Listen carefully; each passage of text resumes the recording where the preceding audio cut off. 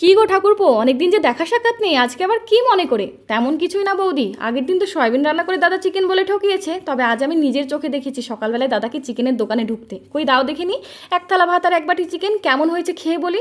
কিন্তু ঠাকুরপো সবে চিকেনটা রান্না হয়েছে, ফ্রাইড রাইসের জন্য এই যে সবজিগুলো কেটে রেডি করেছি, এখনও রান্নাটা করতে পারিনি। ফ্রাইড রাইস বানাচ্ছ বৌদি?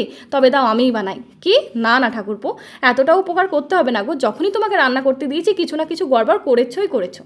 না বৌদি, আজ আর কোনো গড়বড় নাই, খেয়ে একেবারে তোমায় তাক লাগিয়ে দেবো। ও ঠিক আছে, তবে বেশি নোংরা করে ফেলো না কিন্তু হেসেলটা। প্রায় 1 ঘন্টা পর ডাক পড়ে, ও বৌদি বৌদি। যাই ঠাকুরপো, হেসেলে গিয়ে আমার তো সত্যিই তাক লেগে গেছে। এটা কি বানিয়েছো গো? বৌদি এটা মিক্সড রাইস। বাহ ঠাকুরপো, তবে কি তুমি ফ্রিজ থেকে আমার পকোড়া খাওয়া চিকেনগুলো বের করেছো? আরে এই রাইস তো একবার খেয়ে দেখো, পকোড়া খাওয়া ভুলেই যাবে। তা ঠিক বলেছো, এটা তো খালিই খেয়ে নেবো মনে হচ্ছে, চিকেন তো লাগবেই না। যেই মাত্র কথাটি বলেছি, বদমাসটা দেখি দুটো লেগ পিস নিয়ে প্লেট সাজিয়ে নিজেই খেতে বসে পড়েছে।